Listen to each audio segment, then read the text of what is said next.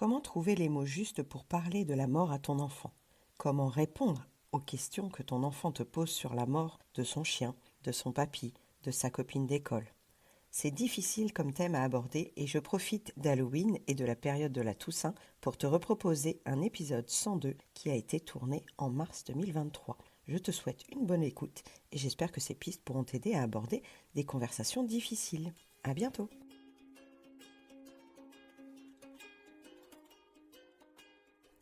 Bonjour, bienvenue sur Les Petits Plus Zen, le podcast pour faciliter et savourer sa vie en famille.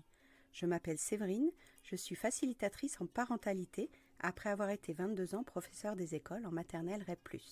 Chaque semaine, je te propose ici des pistes et des thèmes approfondis sur la petite enfance, l'éducation et la communication pour que tu retrouves le plaisir des relations familiales sereines et épanouies.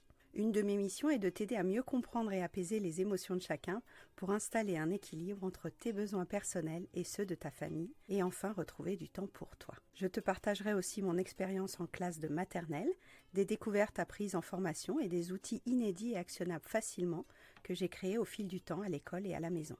Pour ne manquer aucun épisode, abonne-toi s'il te plaît sur ton application de podcast préférée et participe généreusement à la diffusion de mon travail en laissant un avis et une note de 5 étoiles. Pour plus de contenu, d'inspiration et de motivation, retrouve-moi aussi sur Instagram, Facebook et Clubhouse sous le nom Les Petits Plus Zen. Sur ce, je te souhaite une belle écoute.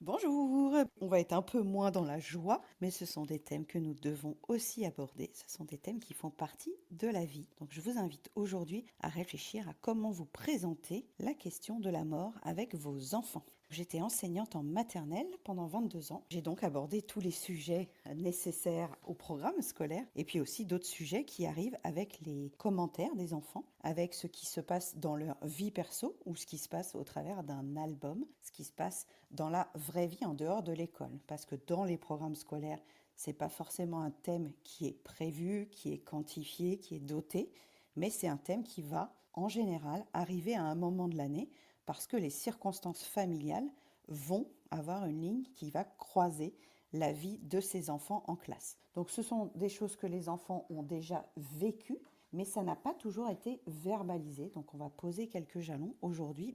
Comment faites-vous, vous, quand vous êtes confronté à cette question-là? Qu'est-ce qui s'est passé pour vous quand vous avez été confronté à ce thème? Je vais vous raconter quelques anecdotes que j'ai vécues en classe. Notamment, je vais vous parler d'un petit garçon qui s'appelait Kylian et qui a beaucoup marqué mon rapport à la mort par rapport aux enfants.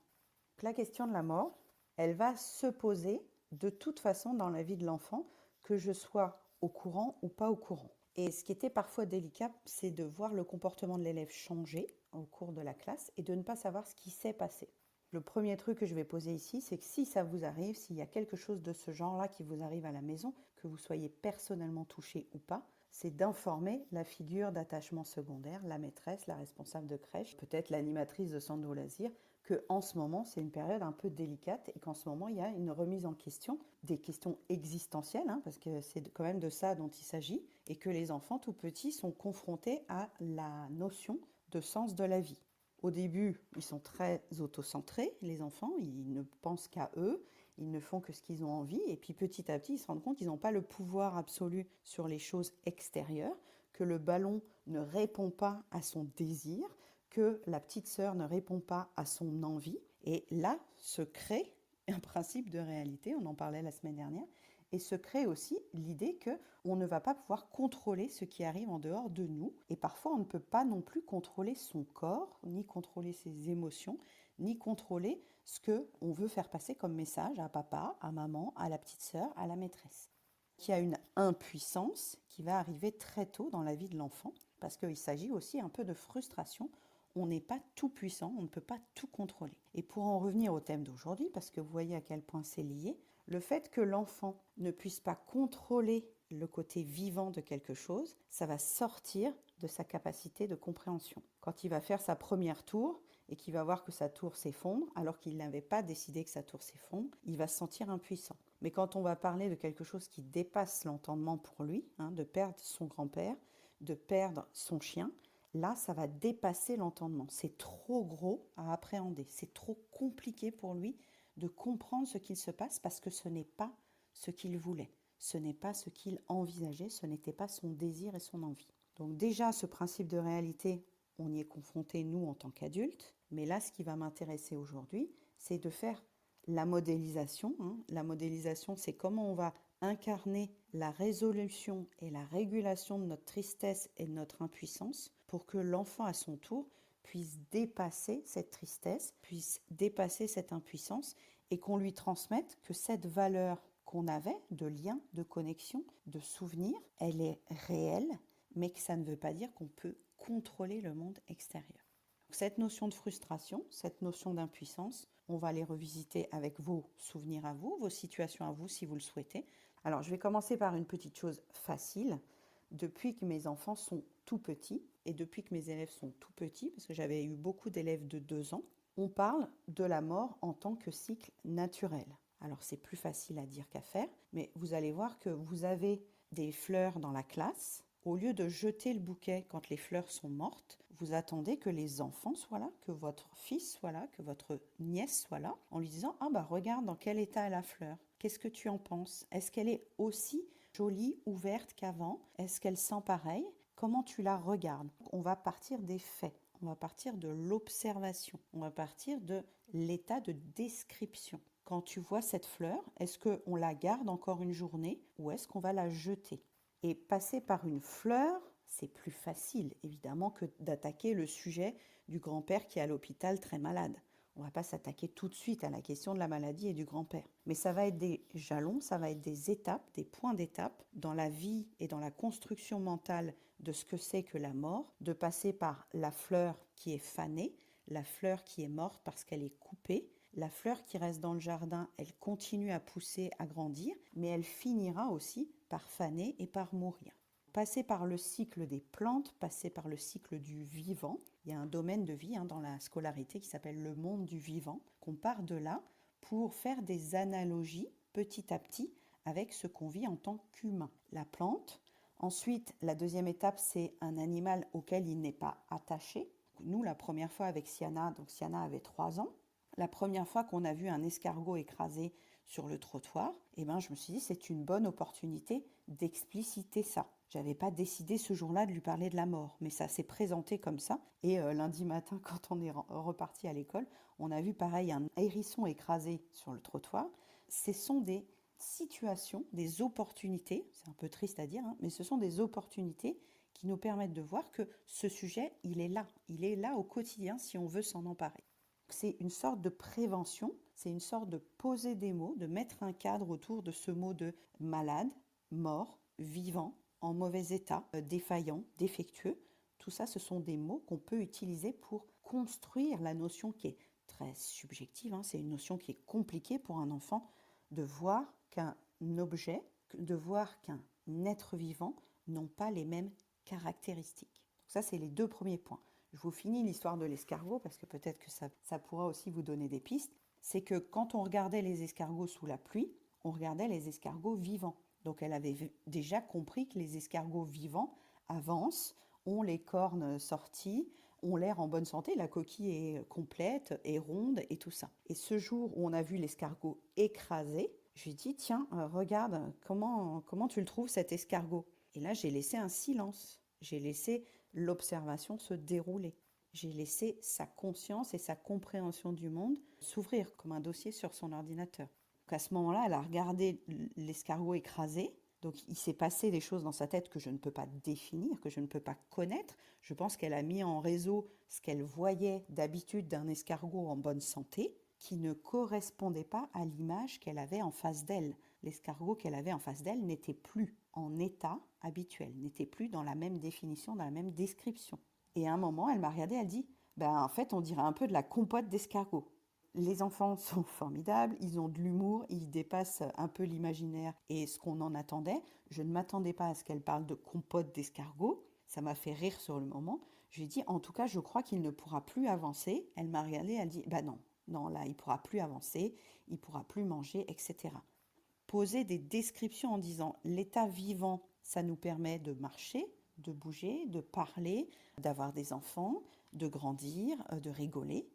Et il y a un autre état qui existe où là, on ne peut plus bouger, on ne peut plus avancer, on ne peut plus parler, on ne peut plus avoir de bébé. C'est un état de mort, c'est un état de décès. J'insiste sur le mot mort, j'insiste sur le mot décès.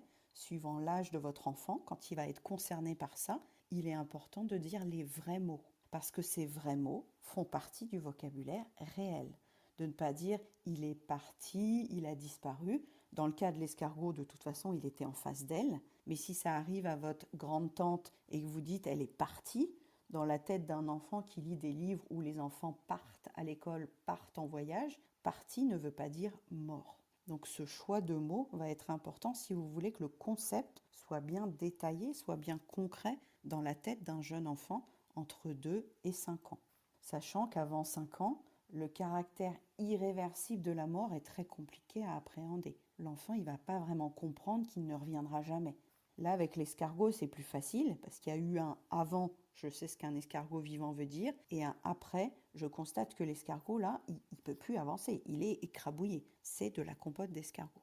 Donc, partir du factuel, partir de la plante, du cycle des graines, des fleurs, des pousses, partir de l'escargot que vous voyez dans le jardin auquel votre enfant n'est pas attaché affectivement. Parce que moi, je me souviens, mon grand-père avait des lapins et ma sœur ne s'en est pas remise. Que le lapin que mon grand-père avait élevé, il est fini par le cuisiner. Donc ma sœur n'a jamais voulu manger de lapin à cause de cet événement-là et de ce souvenir-là. C'était trop compliqué de s'attacher au lapin de mes grands-parents et ensuite d'imaginer que ce lapin allait être tué, dépecé et cuit. Là, il y a un côté quand même très cruel que l'enfant n'est pas capable d'appréhender. Donc c'est vrai qu'aller visiter un élevage de poules ou un élevage de boucherie chez un enfant un peu sensible, un peu jeune, n'est peut-être pas la meilleure idée que vous ayez pour vos prochaines vacances. Mis à part ce petit détail humoristique, si vous passez par un animal que l'enfant n'a pas affectivement connu, n'a pas créé un lien de relation avec lui, ce sera plus facile de comprendre que cet animal n'est plus vivant, que cet animal est mort, que cet animal, on ne le reverra pas. On abordera tout à l'heure le cas où c'est votre animal de compagnie qui décède et où là, il peut y avoir à la fois de la surprise, à la fois de l'incompréhension et à la fois évidemment une colère, un déni, une impuissance, ce qui est bien normal. Avant de passer à l'animal, je voudrais revenir sur les mots qu'on choisit d'aborder avec nos élèves et nos enfants. Cette expérience-là, je l'ai eue par rapport à Kylian. Kylian était en grande section quand je l'ai eu. C'était un petit garçon super attachant, charmant, concentré, attentif. Et puis, du jour au lendemain, je vois qu'il se désintéresse des ateliers, qu'il a l'air ailleurs. On voyait qu'il était dans les nuages, on voyait qu'il était plus appliqué du tout. On avait des réunions régulières avec les parents. Et puis la maman, j'avais un bon contact, j'avais eu la grande sœur et tout, ça se passait bien. Puis un jour, je lui demande ce qui se passe avec Kylian. Est-ce qu'il y a eu un changement à la maison? Parce que j'ai noté un changement en classe. Vous connaissez mon amour sur le triangle éducatif, de considérer que le bien-être de l'enfant en classe est aussi important que ce qu'il ressent à la maison pour essayer de créer une cohérence et un système d'attachement qui soit un peu congruent entre les parents, l'enseignant et l'enfant. Partant de ce principe, la maman me dit « Bah oui, écoutez, il s'est passé quelque chose de grave. On a envoyé son papa qui était malade au pays. Et en fait, il est hospitalisé au pays et on pense qu'il ne va pas s'en sortir. Donc, on a juste dit à Kylian que son papa était parti en vacances. » Donc, je prends l'information, j'essaye de garder le sérieux extérieur, l'impassibilité extérieure au maximum parce qu'en moi, j'avais déjà compris le lien qui s'était créé dans papa est parti en voyage donc. Pour Kylian, son père était en voyage au pays comme il le faisait habituellement. Donc ça, c'était pas nouveau. La différence, c'est qu'entre-temps, son état de santé s'était dégradé et son père était décédé au pays, donc à l'hôpital, sans avoir pu ni revenir, ni faire ses adieux, ni expliquer son état de santé à son fils. Donc Kylian avait 5 ans à ce moment-là.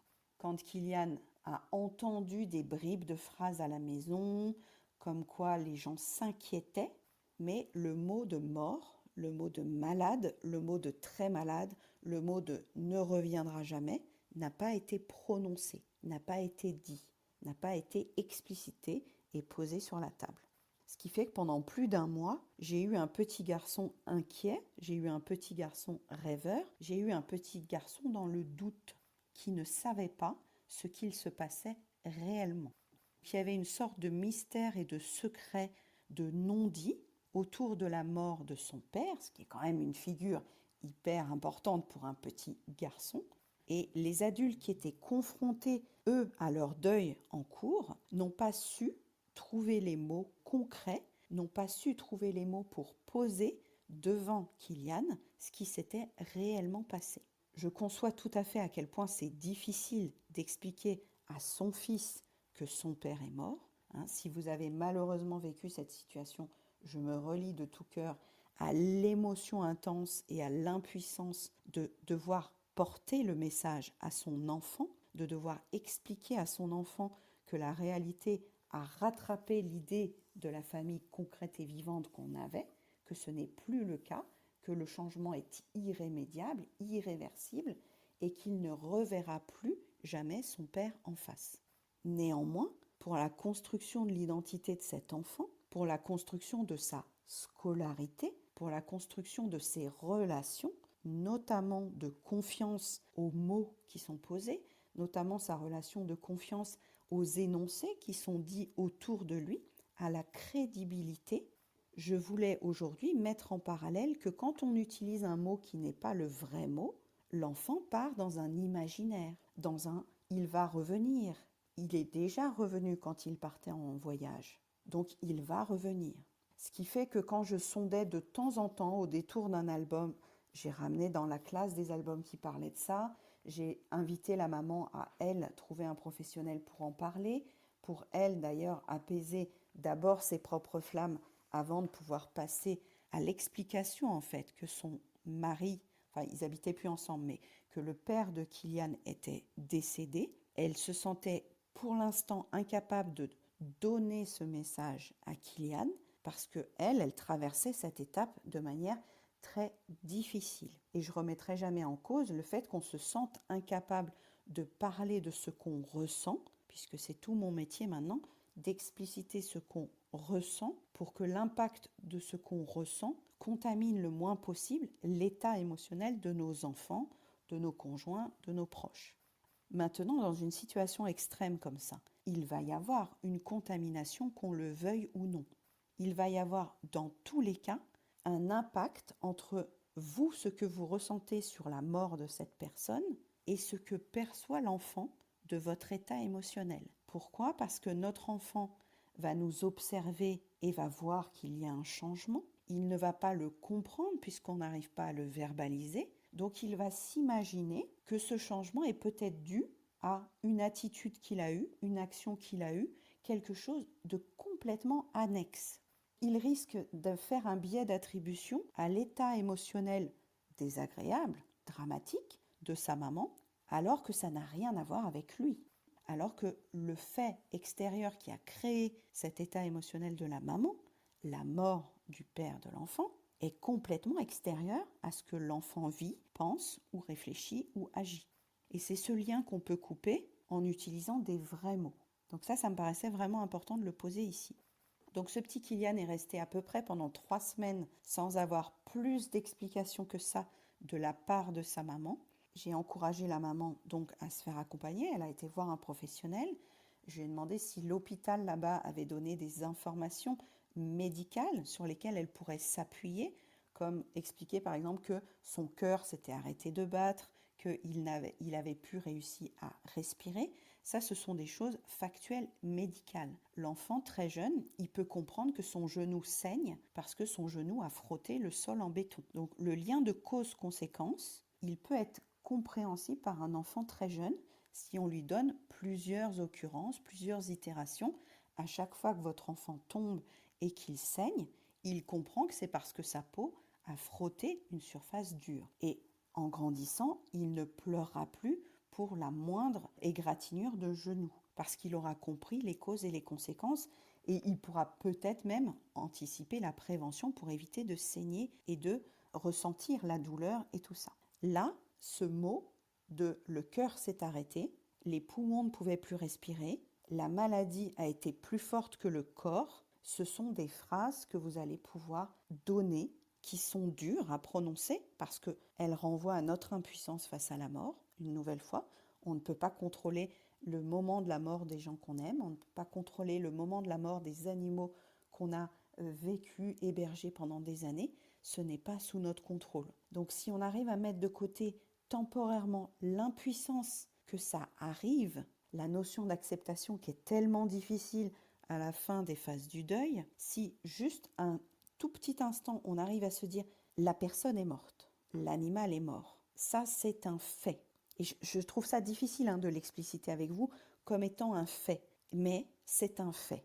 La personne est morte. Donc comment le rendre audible pour un enfant de 2, 4, 6 ans si à ce moment-là, vous remettez en question le fait que c'est un fait. Si vous partez du principe que la personne est morte, l'animal est mort, on ne la reverra plus, son cœur a arrêté de battre, ses poumons ont arrêté de fonctionner, la maladie a été beaucoup plus forte que le corps n'a pas réussi à se battre plus fort. Tout ça, ce sont des faits. C'est dur à entendre, mais ça ne dépend pas de nous. On n'a pas la toute-puissance de réparer le cœur, de réparer les poumons, même s'il y a maintenant des chirurgiens, s'il y a des experts en neurosciences, en cerveau, le corps médical ne peut pas tout résoudre. Et pourquoi est-ce que c'est important de poser ces mots-là? C'est que les enfants, ils ont des côtés magiques. Ils pensent que quand on a une pensée magique, ça va arriver, qu'il suffit de faire une petite prière et que papa va revenir. Il suffit de faire un beau dessin et que le chien va revenir. Malheureusement, dans un esprit imaginaire d'enfant, c'est un mélange entre la réalité, le fantasme, l'illusion. C'est dans leur stade de développement, tout comme le Père Noël, la petite souris, les lapins de Pâques, enfin toutes ces figures traditionnelles un peu discutables, mais en fait coexistent avec ce qu'il comprend de réel et de factuel. Donc dans le choix des mots que vous allez poser, dans le choix du descriptif que vous allez utiliser et dans la prévention que vous allez faire dans les petites choses du quotidien, comme je vous disais au tout début, sur les fleurs, sur les escargots, sur la voisine à côté, son mari était très malade. La voisine est triste, la voisine est habillée tout en noir, elle pleure souvent parce que son mari, son chéri, la personne avec qui elle vivait, était très malade. Alors, vous n'allez pas détailler toutes les façons de mourir qu'on va avoir, vous n'allez pas détailler non plus tous les symptômes qu'on a avant de mourir, parce que tout ça, ça va dépendre de notre chemin de vie, de notre expérience et malheureusement des circonstances. Et je reviens à ce mot de circonstances. On ne contrôlera pas les circonstances de notre mort, on ne contrôlera pas les circonstances de la mort de nos enfants, on ne contrôlera pas les circonstances de la mort de nos parents. Alors pour l'instant, évidemment, je ne veux pas imaginer que mes parents meurent, je ne veux pas imaginer que mes enfants meurent, je ne veux pas imaginer que mon conjoint meure. Mais si on est factuel, si on est juste réaliste, quelles que soient nos croyances ou nos religions, ça va arriver. C'est la seule chose dont on est sûr d'ailleurs dans notre vie. On est né, on va mourir. Après, ce qu'il arrive après la mort, je vous laisserai complètement décider de ce que vous voulez engager comme conversation avec votre enfant, sur le fait qu'on va au ciel, sur le fait qu'on est enterré, sur le fait qu'on est dans l'urne d'incinération.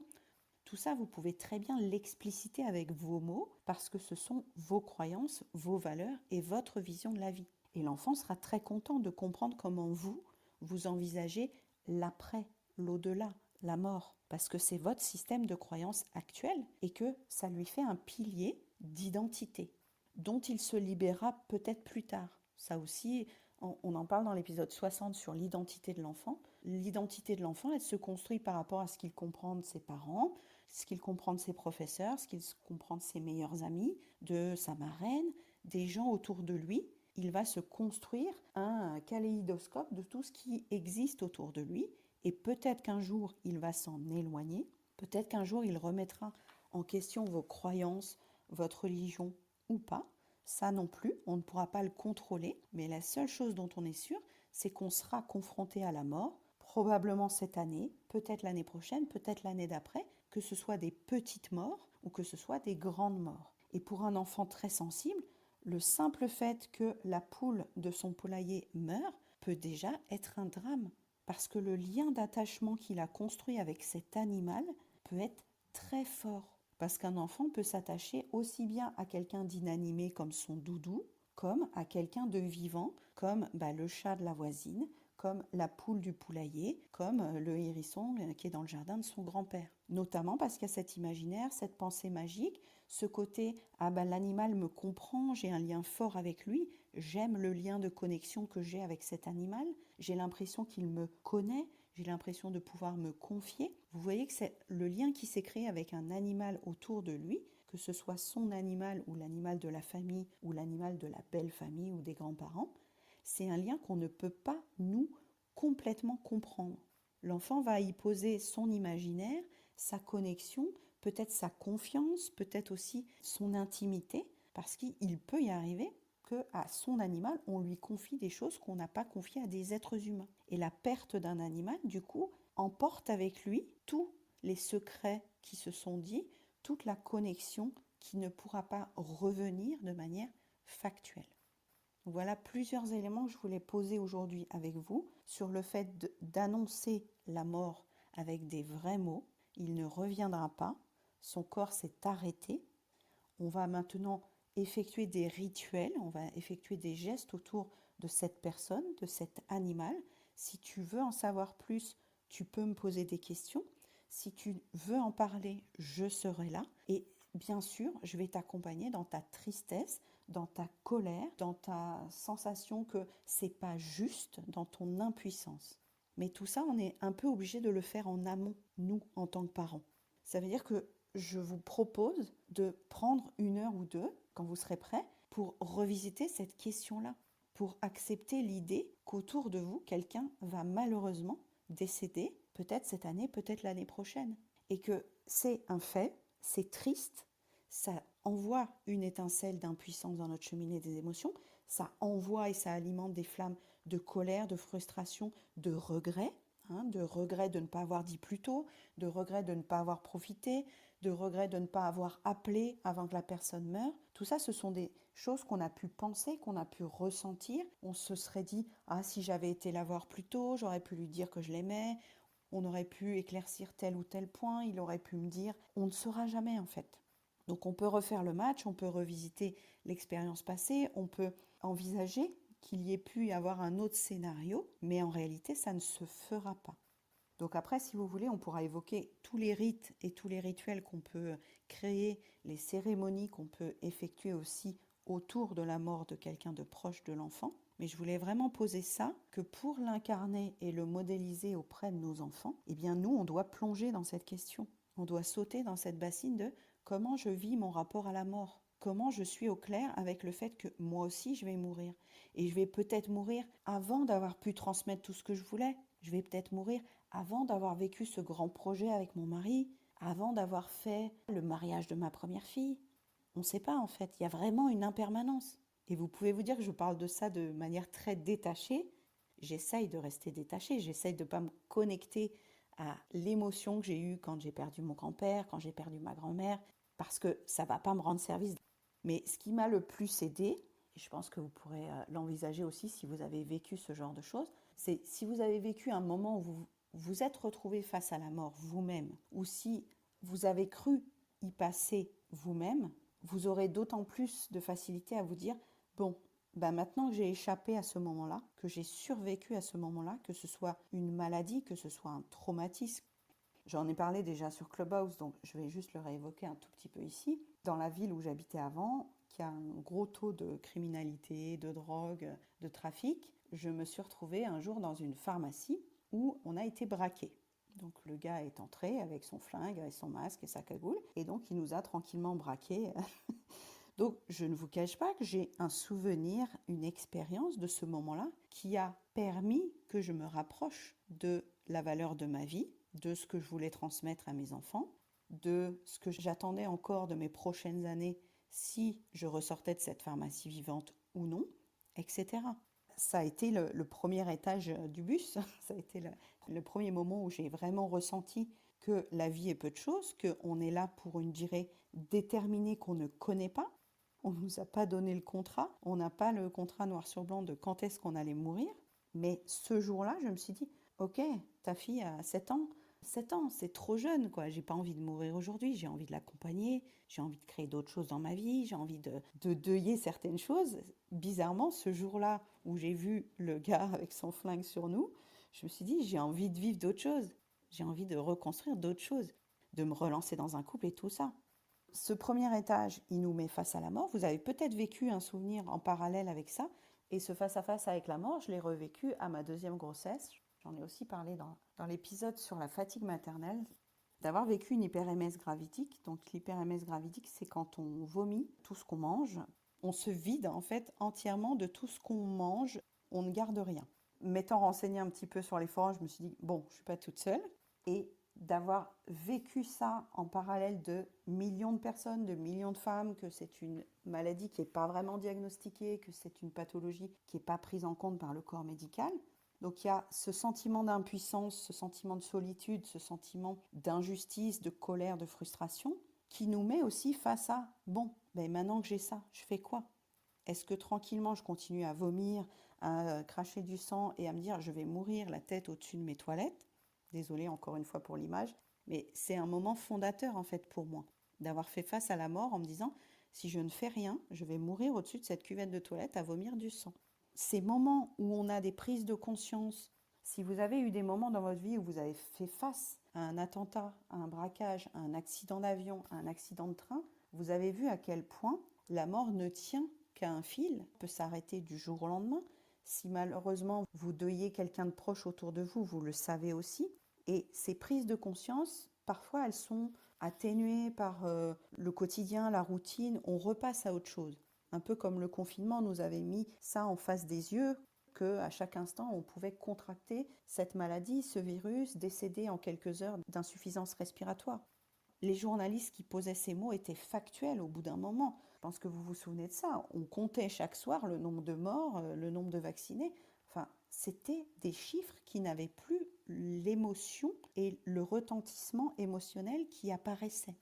Se détacher de l'idée de mort est difficile. Je pense que c'est une étape importante quand on est parent pour être bien au clair, nous, avec ce qu'on croit, avec ce qu'on peut ou pas contrôler. Je ne pourrais pas contrôler la mort de mes enfants.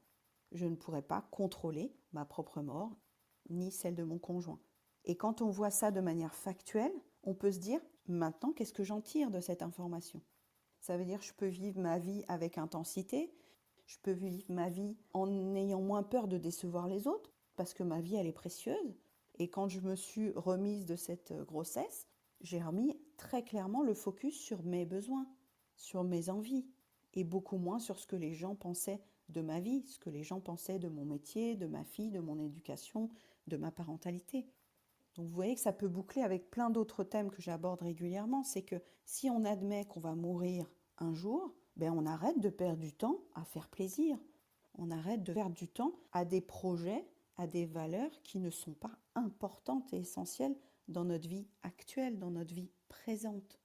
Vous avez peut-être déjà fait ce switch à une ou deux ou trois occasions.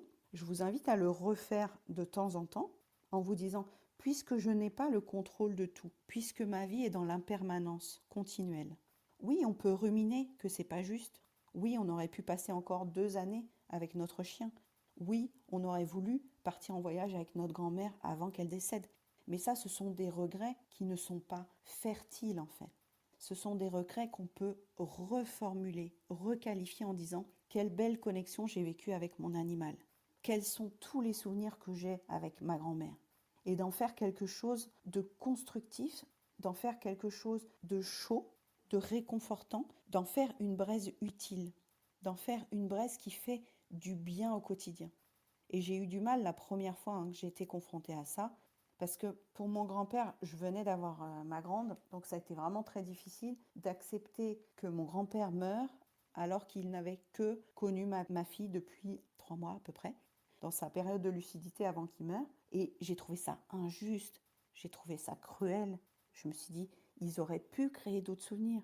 Et après, j'ai créé un rituel autour de ça. J'ai créé un album avec tous les souvenirs que j'avais avec mon grand-père en me disant, je continuerai à parler de mon grand-père à ma fille. Vous pouvez créer une cérémonie autour de des photos que vous avez avec votre animal, de quoi tu te rappelles avec lui, quels sont tes meilleurs souvenirs, de faire un objet extérieur qui valide toute l'expérience de vie qu'on a eue, l'intimité qu'on a eue avec lui, la connexion, tout ça existe en nous. Ça fait cliché de dire ça, mais toutes ces personnes qui nous ont quittés existent encore en partie en nous. Quelles que soient nos croyances, quelles que soient nos religions, les souvenirs qu'on a eus avec elles ne meurent pas. Ils peuvent être réinvestis, ils peuvent être reconstitués, ils peuvent être mutualisés. Parce que ma deuxième fille n'aura jamais connu ma grand-mère en fait. Ma deuxième fille ne sait pas qui sont ces gens sur le cube photo qui est au-dessus de l'armoire de salle de bain. Donc je peux transmettre l'information, je peux ritualiser le fait que mon grand-père, je l'aimais beaucoup. Il y a une photo de ma grand-mère qui est sur mon tableau de visualisation. Quand Siana m'avait vu faire mon tableau de visualisation, qui est un autre épisode qui est dans le 90, si vous avez envie d'en savoir plus là-dessus, elle m'a dit « Tiens, c'est qui ?» Donc elle voyait que c'était moi jeune, parce que j'avais une vingtaine d'années sur la photo avec ma grand-mère, et elle m'a dit « C'est qui ?» Donc j'ai dit « C'était ma grand-mère, je l'aimais beaucoup, j'ai plein de bons souvenirs avec elle.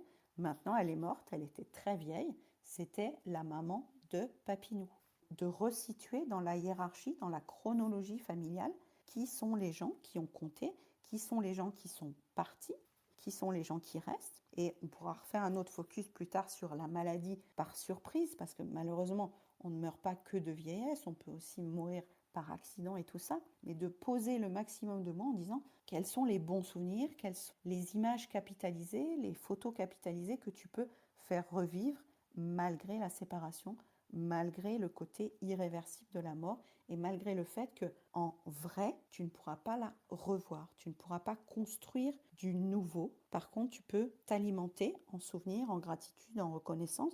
Donc tu peux faire exister cette flamme de relation et d'amour que tu as avec cette personne, mais en toi. Et ça, tu ne pourras plus le faire à l'extérieur. Bon, bien sûr, on peut échanger autour de cette personne si on a été plusieurs à la connaître, mais tu ne pourras pas créer de la nouveauté avec cette personne. Construire sur des gens qu'on croit encore présents et pouvant revenir, et construire en disant je ne le reverrai jamais, c'est pas du tout la même construction sur l'attachement, sur le système d'attachement et sur le fait de pouvoir faire confiance à la parole donnée, à croire aussi que les adultes sont compétents et capables de poser des mots et d'être un renfort.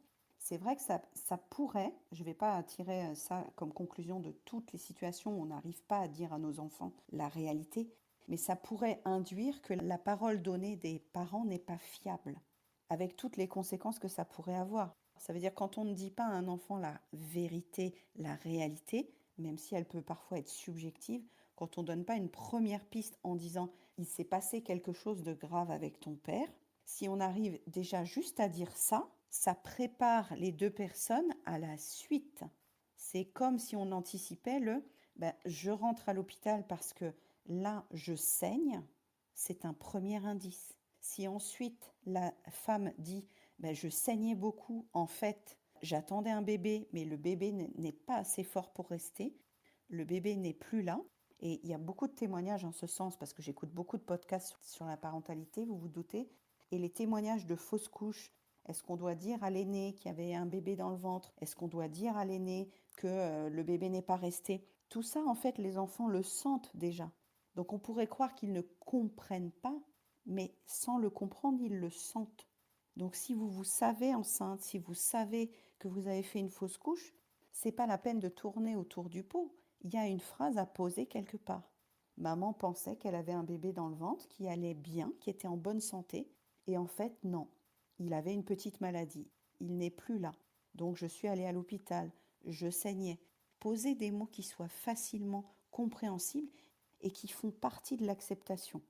Malheureusement, c'est le cas quand même d'une grande partie de la génération d'avant, qui n'a pas pu voir non plus l'ampleur de l'impact émotionnel de leurs non-dits, de leurs, j'ai pas envie de dire mensonges, mais de leurs omissions concernant des sujets aussi importants, que ce soit la mort, que ce soit les secrets de famille, que ce soit les gens qui soient morts par suicide, qu'on a maquillés pour qu'ils soient quand même enterrés. Moi, j'ai ce genre de choses dans ma famille qui m'ont surprise quand j'ai découvert des choses 10 ou 15 ans après. On cachait des vérités parce qu'on n'était pas au clair sur les conséquences religieuses. On cachait des vérités parce qu'on avait peur que ça se sache du qu'en dira-t-on, des voisins, des familles. Mais tout ça, ce sont des choses qui sont puantes, ce sont des choses qui sont malsaines et qui restent dans la lignée, qui restent dans l'héritage en fait émotionnel des enfants d'après. Donc je ne dis pas qu'il faut tout déterrer au fur et à mesure. Là, vous prenez un week-end et vous donnez tous les secrets de famille de tout le monde. C'est pas le but, hein. Mais de voir que quand on tait quelque chose, ça peut ressortir sur des conséquences qu'on n'a pas imaginées.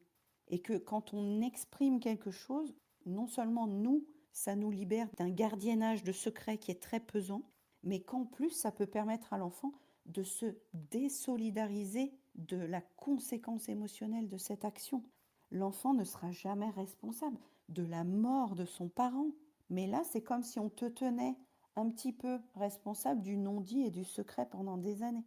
Je trouve ça à la fois cruel et à la fois je peux comprendre qu'ils étaient en incapacité de le faire et qu'on ne te l'a pas dit avant parce qu'on ne savait pas comment faire. C'est très très triste. Et en même temps, ça peut aussi servir pour ceux qui vont le vivre, qui l'ont vécu, à deuiller dans les deux sens. Ça veut dire nos parents n'ont pas toujours été capables de nous transmettre des informations précises et claires, ne pensant pas que ça aurait un impact sur notre construction émotionnelle de confiance. Et ça peut être de confiance vers des adultes, ça peut être de confiance vers un partenaire de vie, ça peut être de confiance dans notre capacité à élever des enfants à notre tour ou à dire notre vérité aux gens, parce que dans ce cas-là, c'est se couper de ses émotions aussi. Il y a tout un épisode, coucou Sandra, où on avait fait une interview autour de se couper des émotions. Oui, c'est un mode de survie, c'est un mode de fonctionnement qui nous a permis d'avancer. C'est une façon de se dissocier de quelque chose qui est trop lourd pour nous sur le moment présent. Mais est-ce qu'on peut le réparer plus tard? Sans doute. Mais est-ce qu'on aurait pu l'éviter? Sans doute aussi. On ne va pas être la mère qui évite tous les traumas à notre enfant. Je vais le redire ici, tous les professionnels de l'accompagnement vont vous dire, oui, nos actions vont avoir des conséquences sur nos enfants. Les bonnes, les mauvaises, si on les aide trop, si on les surprotège trop, ça a aussi des conséquences négatives pour leur autonomie et leur construction. Mais dans la mesure du possible, si on arrive à être assez factuel sur ce qui se passe au quotidien, sur ce qu'on vit au quotidien, sur ce qu'on ressent au quotidien, ça nous permet de le modéliser et ça nous permet de l'incarner auprès de nos enfants pour qu'il n'y ait pas cette incompréhension, cette impuissance et surtout ce doute permanent du est-ce qu'on me dit la vérité? Il part d'un besoin d'authenticité, il part d'un besoin d'honnêteté, il part d'un besoin de confiance, qui sont des besoins qu'on a tous sur nos rayures d'arc-en-ciel. On a un besoin d'intimité avec des gens, on a un besoin de confiance. Et on l'attendrait de nos parents, on l'attendrait de notre mère. Parfois ça se fait, parfois ça ne se fait pas.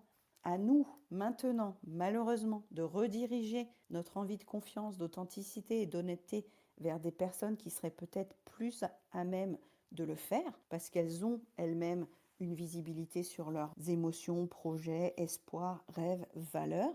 Choisissez les mots qui résonnent le plus aujourd'hui. Mais on a pu souffrir pendant plusieurs années de choses qui n'ont pas été dites, qui n'ont pas été verbalisées, qui n'ont pas été explicitées, et s'en sortir quand même. Parce que nous, on va faire le travail. On va être la génération qui avance, on va être la génération qui va avoir des thérapeutes, on va être la génération qui essaye de s'en sortir et de casser la chaîne générationnelle émotionnelle. Et on est beaucoup dans cette génération à essayer de faire ça. On est beaucoup à essayer d'avancer et de faire notre part du problème. Et nos enfants peut-être continueront, on ne sait pas, on verra bien. Mais nous, on aura essayé de casser un tout petit peu cette chaîne. Le fait que nos parents auraient pu faire autrement, et ça nous laisse dans une situation d'impuissance et de déresponsabilisation qu'on peut aller creuser. Parce que si on se base uniquement sur le fait qu'ils auraient pu faire mieux ou qu'ils auraient pu faire autrement, on n'avance pas. Vous connaissez la différence entre le coaching et la thérapie. C'est qu'en thérapie, on va aller voir, revisiter les causes et tout ça. En coaching, on va plutôt essayer d'avancer à partir de ce qu'on a déjà compris et à partir de notre présent. Et les deux sont complémentaires en ce sens-là. C'est qu'on ne va pas pouvoir rattraper tout ce qu'on a vécu de traumatisant avec nos enfants, avec nos grands-parents, avec nos arrière-grands-parents, avec notre lignée, avec ce qui nous a été dit ou pas dit. Par contre, on peut essayer de faire quelque chose de nouveau à partir de maintenant, de créer quelque chose qui soit pour nous plus cohérent et plus consciencieux sur notre valeur d'authenticité, sur notre valeur d'honnêteté, sur notre valeur de confiance. Que ça a été impacté, c'est logique et légitime. C'est un effet, c'est une conséquence. Par contre, qu'est-ce qu'on en fait maintenant? Comment on co-construit avec ce qu'on a compris de nos connaissances, avec notre cheminement intérieur, avec ce qu'on a réalisé? Et il ne s'agit pas de pardonner aux gens qui n'ont pas su faire mieux. Il s'agit, nous, de prendre en considération qu'à leur époque, clairement, on n'avait pas tous ces outils-là. À leur époque, clairement, on n'imaginait pas que la psyché de l'enfant se développe très tôt et qu'il garde des, alors j'aime pas le mot séquelles, qu'il garde des conséquences de plein de choses qu'il allait vivre dans sa petite enfance. Mais voilà, les recherches le prouvent jour après jour, les apports en neurosciences sur la plasticité du cerveau, sur le développement du cortisol, tout ça, ça fait du chemin scientifique. Et quand on lit maintenant les articles sur la construction identitaire de l'enfant, sur le système d'attachement de l'enfant, on voit que les impacts étaient là dès le départ, que la confiance s'est installée dès le départ et que nous, on a fait comme on a pu avec les bouts de ficelle de notre enfance. Donc oui, on a sûrement eu des enfances où il y a eu des trous dans la raquette, mais maintenant, comment est-ce qu'on tourne autour de ces trous et comment est-ce qu'on construit à la fois un couple, à la fois une relation parentale et à la fois une profession, un métier qui correspond en tout point à ce qu'on voudrait maintenant, au lieu d'aller ressasser que c'est à cause de ce que j'ai vécu dans mon enfance et tout ça. Et je me relis, si c'est quelque chose que vous vivez, parce que j'en parlais avec les clientes l'année dernière dans Emotizen, c'est quelque chose que j'ai eu du mal à traverser moi aussi. Parce que je rendais responsable mes parents de toute ma frustration et mon impuissance et tout ça.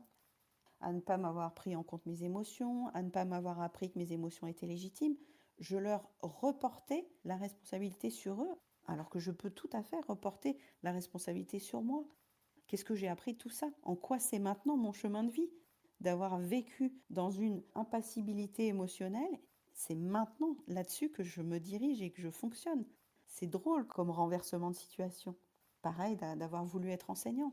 Donc je crois que ça a été fondateur, malheureusement, nos mauvaises expériences de vie avec nos parents, de la même façon que quand on a perdu un être cher de maladie, quand on a perdu un être cher par surprise aussi. Je vous avais parlé dans une room d'un ami salsero avec qui on avait fait des scènes, des congrès salsa et tout ça, qui est mort sur la piste de danse à 43 ans d'une crise cardiaque. Cet homme, il avait tout pour lui. On se dit, waouh, 43 ans, il était jeune, il avait encore toute sa vie devant lui, enfin, il avait écrit un livre et tout ça. C'est fondateur de se rendre compte à quel point les gens autour de nous ont un chemin. Nous, on ne peut pas contrôler le chemin des autres, on peut juste voir qu'est-ce qu'on veut faire sur notre chemin à nous. En quoi la mort de cet ami a changé? Je me suis dit, peut-être que je me perds dans tel ou tel projet, peut-être que je devrais me concentrer. Ce sont des choses qu'on peut comprendre sur 2 ou 3 domaines de vie, ponctuellement. Quand la vie ramène quelqu'un, quand la mort prend quelqu'un, on peut se poser des questions sur le sens de ce qu'on vit actuellement au présent. De toute façon, je pense que de notre vivant, on n'aura pas résolu tous nos problèmes non plus. J'aime faire l'image que j'allège la tâche de mes filles en ayant écrémé déjà une partie de ce que j'ai vécu moi. Et je ne pense pas arriver au bout de ma vie en ayant tout résolu non plus. Je pense que j'allège vraiment leur charge à elles. Moi, j'ai eu l'impression que le boulet était plus gros que moi quand j'ai commencé sur ce domaine des émotions et des besoins. Petit à petit, je me rends compte que le boulet, je ne vais pas l'absorber en entier, mais que je vais le comprendre, je vais le légitimer, je vais en faire mon parti. Je vais voir aussi tout ce que ça m'a apporté dans mes choix de carrière, dans mes choix d'associatif aussi, dans mes choix de couple. C'est grâce à ça que j'ai fait des choix différents. C'est grâce à cette vision de l'émotion et à cette vision de la parentalité que je m'oriente au présent.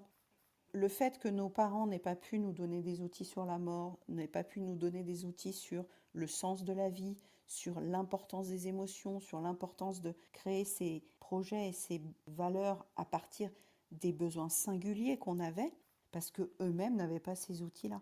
Donc c'est à nous maintenant, dans notre présent, de voir quel rapport on a avec la mort, quel rapport on a avec le temps qui passe. Est-ce qu'on est au clair sur tout ce qu'on a déjà construit et tout ce qui nous reste à construire? Qu'est-ce qu'on attend pour construire tout ça? Qu'est-ce qu'on attend de plus? Tout est déjà donné en fait. Depuis que vous vous êtes levé, qu'est-ce que vous en avez fait? Est-ce que ça porte vos valeurs de vie, vraiment intérieures? Est-ce que ça porte des choses qui font pas sens? Et auquel cas, ce sera peut-être le moment d'écrémer. Mais cette confrontation avec la mort, je la trouve assez fédératrice pour s'orienter maintenant dans le présent. D'avoir perdu mon grand-père, d'avoir perdu ma grand-mère, d'avoir perdu cet ami de la salsa, d'avoir perdu d'autres personnes autour de moi, me remet le focus constamment sur et moi. Qu'est-ce que je voudrais qu'on dise de moi à ma mort? Qu'est-ce que je voudrais qu'on dise de moi quand je ne serai plus là? Qu'est-ce que j'ai laissé comme trace? Qu'est-ce que j'ai laissé comme idée? Alors parfois j'ai des mamans qui me disent qu'est-ce que j'ai laissé comme photo? Parce qu'on n'est pas sur beaucoup de photos quand on est maman. Donc voilà, ça peut être trivial, mais qu'est-ce qu'on a constitué au quotidien pour montrer qu'on avait quelque chose à apporter dans ce monde, qu'on va laisser une trace dans ce monde aussi, à notre tour. Évidemment, hein, quand on se marie, il y a des vœux, il y a des phrases qui sont données, qui sont énoncées, maintenant qui ne présupposent pas de l'ampleur des conséquences émotionnelles si un jour on perdait notre partenaire de vie, si un jour on perdait notre enfant. En fait, la peur de perdre n'empêchera pas ce qui arrivera. Ça paraît vraiment cliché, hein, je sais, des fois j'enfonce des portes ouvertes, que ce soit dans les rooms ou dans les podcasts, mais j'ai besoin de le dire encore aujourd'hui. Ça veut dire on peut avoir peur de perdre notre mari, on peut avoir peur de perdre notre chien, on peut avoir peur de perdre notre enfant. Ça n'empêchera pas la réalité d'arriver. Vivons. Vivons vraiment ce qui nous tient à cœur. Et pour savoir ce qui nous tient à cœur, c'est de quoi je vibre là en ce moment. Quel est mon projet principal? Qu'est-ce que je veux prioriser dans ma vie? À quoi j'accorde mon temps? Est-ce que c'est ma famille? Est-ce que c'est mes enfants? Est-ce que c'est mon conjoint? Est-ce que c'est mon couple? Est-ce que c'est mon business? Qu'est-ce qui est prioritaire pour moi et qui ne va pas repousser la mort, mais qui va, en attendant la mort, remplir ma vie? Vivons. Vivons vraiment ce qui nous tient à cœur. Merci d'avoir écouté cet épisode. Tu peux retrouver les thèmes et les épisodes précédents aussi sur lppzen.com/lepodcast. Pour soutenir mon travail, je t'invite à noter, commenter et partager le podcast, notamment sur ton application préférée, comme Apple Podcast par exemple. Ton soutien est important pour moi pour permettre à d'autres parents de retrouver la sérénité en famille. On se retrouve pour un prochain épisode très bientôt et en attendant, prends bien soin de ta cheminée des émotions et de ton arc-en-ciel des besoins. À très vite.